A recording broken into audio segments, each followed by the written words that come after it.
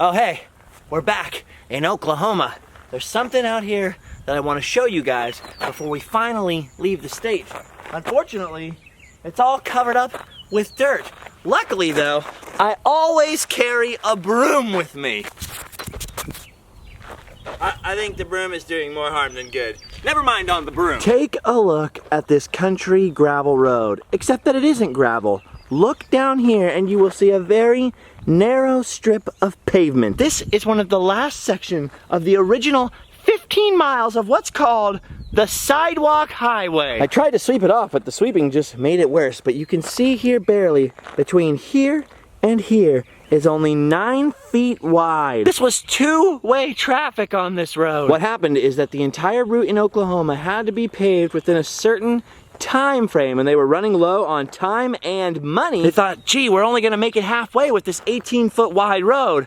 I know what we'll do. We'll cut the road in half to 9 feet, and then we can make it the whole way. So the entire 15-mile section between AFTA and Miami, Oklahoma was once only 9 feet wide.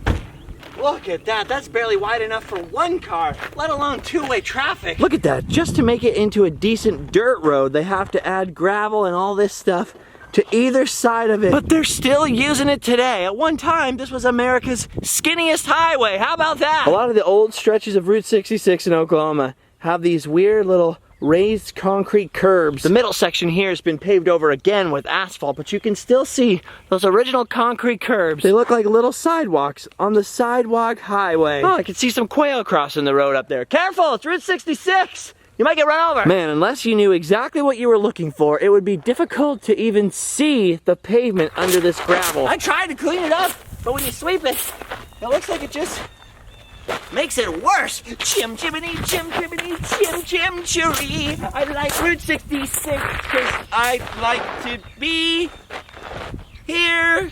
Gotta work on my rhymes. It might be difficult to see it under there, but it's under there. So I'm driving it to the next town, Miami. I should note that this next town is spelt Miami, just like Miami, Florida, but this is Oklahoma, so it's pronounced Miami. All right, downtown is just over there, but before we get there, check this out. It's an old restored Marathon gas station. You know, I'm not really that familiar with Marathon gas. Look at that. Best in the long run. Oh, I get it. I love these old restored gas stations, and today we should be seeing quite a few. I love that they're simple little buildings. A lot of the old ones still have pressed tin roofs like this.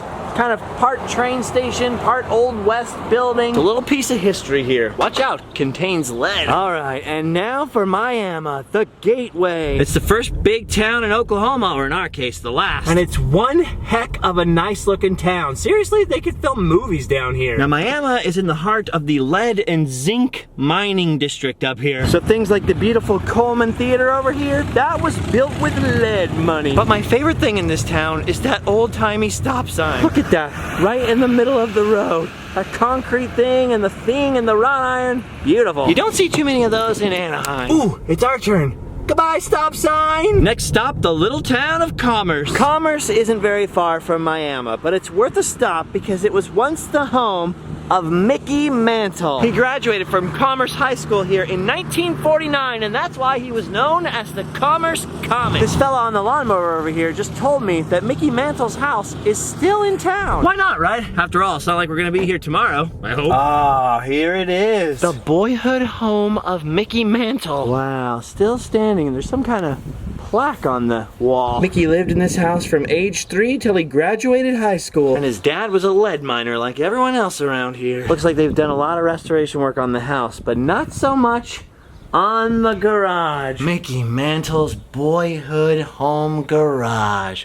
Wow. This just goes to show you that great people don't always come from great backgrounds. Like Doc Brown is always saying, you put your mind to it, you can accomplish anything. Around the corner, 3 streets up from old Mickey Mantle's house is this. I've been waiting to see this place. This is the world famous hole-in-the-wall Conoco. Question, what do you do if your lot is not big enough for the gas pumps and the whole gas station building? Well, you can't do with half the pumps, but you could do with half the station. You can see why it was called the hole in the wall. It looks like that building just goes right inside the other one. Nowadays, it's known as Allen's Filling Station. And that's because a couple named Linda and Bobby Allen owned this place and operated it as a gift shop. They're actually sort of a famous fixture on the old Mother Road, and I'm kind of disappointed that they're not here. Doesn't look like anyone's been here for a little while at least. But there's still lots of nifty gifties in there that I would love to get my hands on. Not to mention, I'd really like to get my flying saucer fixed. They're probably better at that than fixing Model Ts. Ooh. Man, I love the look of that. It's so weird looking, just the way it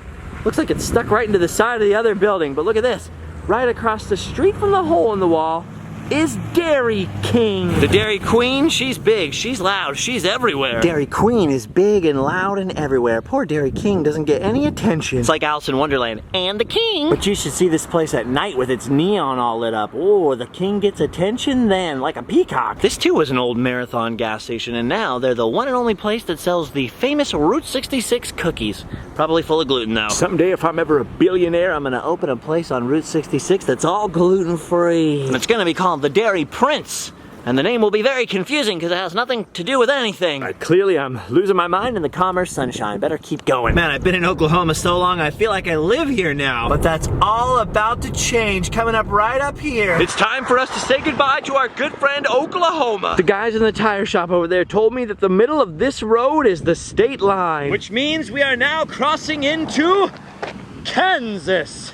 Oklahoma, Oklahoma, Oklahoma, Oklahoma, Kansas. Oklahoma, Oklahoma, Oklahoma, Oklahoma, Kansas. Farewell, Oklahoma. I'm gonna click my heels 3 times and head on into Kansas. Now, Oklahoma had the most miles of old original Route 66, but Kansas up here has the fewest. Less than 13 miles of the historic highway crossed a very tiny corner of southeast Kansas. S-E-K! But what Kansas 66 lacks in length, it more than makes up for in charm. See what I mean?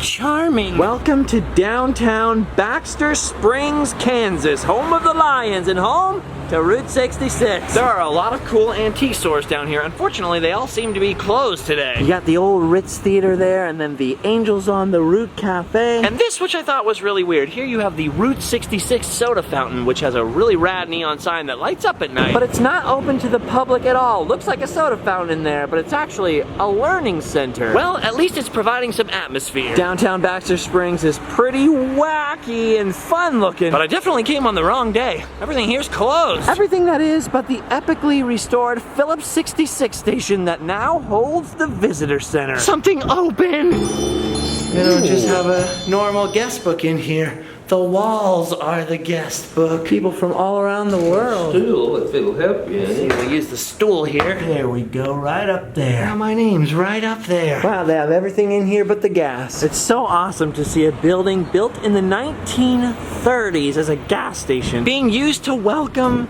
visitors who, by the way, pull over because they see a restored gas station. And it's not just for old guys on Harleys either. I just saw 3 teenage girls pull up, get out of the car, and take selfies here. It's a good place for a fun pick. I love places like that. I love that Route 66 is a lot of small towns' way of fighting back against depopulation and decline. You know, Kansas in 1929 was the first state to have their portion of US 66 be completely paved. Of course, that's much less impressive when you remember that Kansas has just over 11 miles of Route 66. But still, they were the first. Wow, look at that. This is the famous Rainbow Curve Bridge. This bridge was used for the highway until 1960, and it was actually built in 1923. So it's even older than Route 66. Look at those beautiful arches. I'm glad we got to see this in the last little bit of sunlight before this storm overtakes us. Comes with the territory when you're in this part of the country. Rain, thunder, lightning. Ooh. It's really beautiful and quiet out here right now. I can hear birds chirping, the sun is shining a little bit, and then over there, oh! I never really knew that bridges could be pretty, but this is a pretty bridge. Apparently it's something called a Marsh arch bridge. That might explain why it's so pretty, and it's been on the National Registry of Historic Places as long as I've been alive. And the cool part is, you can still drive over it. Just like your grandpappy used to do. Wow, that was awesome. Ooh, that weather over there is starting to look funky. Probably best we get on with the rest of the 11 miles. The road in Kansas is not very long, but it is very beautiful. There's only 2 major towns along Kansas's portion of our trip. One was Baxter Springs that we already went through, and the next one is right up here. Welcome to Galena, Kansas. I would have said Galena, but I just heard someone say Galena, so welcome to Galena, Kansas. This is one nice looking town, and they're getting ready for a carnival tomorrow. Galena Days. Look at what a beautiful downtown in Galena. And you can see here this old Texaco station, and in the background, they're getting ready for Galena Days. Of course, that's tomorrow, so we won't be part of the festivities. But that doesn't even matter to me right now, because right on the other side of downtown is something I am very excited to see. Or should I say, someone I am very excited to meet. Right down here on the other side of Galena, parked on the side of what is now Cars on the Route, is a Replica Tow Mater. This is awesome. This is what they call their parade car, and I think they did a pretty good job here. But what's actually secretly more impressive than Tow Mater right here is this guy. This old international boom truck over here with his big old hook was once used in the local mining industry and then left over here behind this garage, just quietly rusting away, until John Lasseter and his crew from Pixar came down Route 66 looking for inspiration for a certain movie and saw this lonely old truck with his big old hook and were inspired to create the character of Tow Mater. This right here is the original truck, the original Tow Mater. Dang, that's a nice hook up there. He didn't have a name, and of course the name Tow Mater was taken, so they had a contest, and a local child named this guy Tow Tater. And now people from all over the world come to visit Tow Tater right here at Cars on the Route and get a fun pic, including me. Man, this is one hefty piece of equipment right here. Check this out. This is the fuel tank in an old keg. And not only is this the original for Tow Mater, according to the really nice lady inside there, this was the inspiration for the Radiator Springs garage in the movie. She said you can even see this building in the Art of Cars book. I don't have that book yet. Why not? That is pretty cool right there. Life that inspired art. And right over here is a beautiful old Plymouth. I mean, yes, paint job wise, that looks a little bit like Doc Hudson. I'm not gonna ignore that. But even aside from that, that's a beautiful car. Just wanted to take a moment to appreciate that. What a view. As I've been traveling the old Mother Road, I have been gaining a small collection of these. I bought a Flow from the Real Life Flow store. I bought a Sally in the hometown of the real inspirations for Sally. Sorry, I'm getting tongue-tied. And I bought this in Eric, Oklahoma after I met Harley Russell, and now it's here to see the original. There he is, Tow Tater, and the car that he inspired, the character that he inspired rather, Tow Mater. That right there is pretty amazing. The parade car Tow Mater over here is also pretty impressive, especially considering that was all DIY. This thing honestly looks as good, if not better, than the ones that they have at Cars Land at DCA. Dang, well, somebody did a good job. They said Larry the Cable Guy came to do a performance at the casino nearby, and they actually fired up this truck and drove it down there for him to get a fun pic with himself. I love places like this. Certainly Pixar's movie Cars did a lot for Route 66, but I love how the hard work and the efforts of people in towns like this give travelers like you and me something to see, and it's free. Come take your picture. My favorite thing is that you can buy a little Tow Mater right here where he was inspired. Oh yeah, this weather is definitely not going to miss us. It's coming right for us, Mom! Of course I had to buy another little Mater, and of course he has to meet his grandpappy as well. And now I'm afraid we have to leave our friends to the rain. Don't worry, Tow Tater. I have the feeling that we'll be back, especially because I want to see the Bordello Antiques later. That's quite an idea for an antique store, an old Bordello. Oh, look right here where the ghost writing is on the side of the building. This is the angle, she said, that inspired the creation of the Radiator Springs garage in the movie. All the old ghost writing and then the view of the front there. That's a pretty impressive thing. This is the picture that's in the book.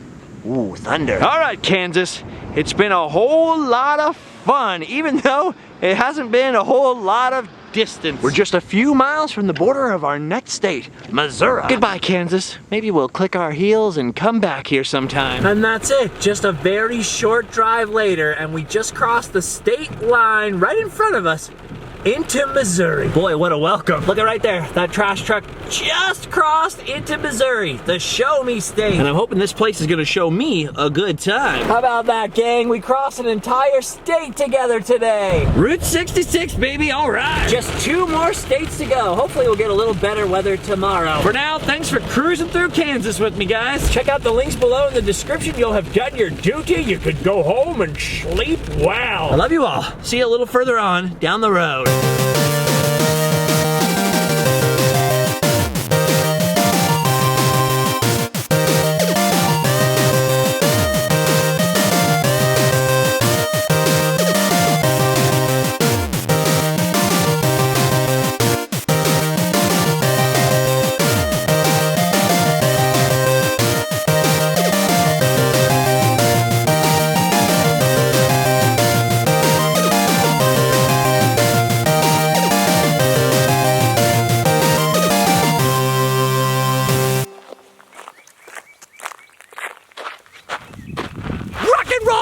Rock and roll 66, rock and roll broom, get your broom on, rock and roll on Route 66, on the sidewalk highway, rock and roll broom, are you gonna broom with me? You're gonna broom with me, I'm gonna destroy you, destroy your broom and my magic fingers, la la la la, destroy your broom.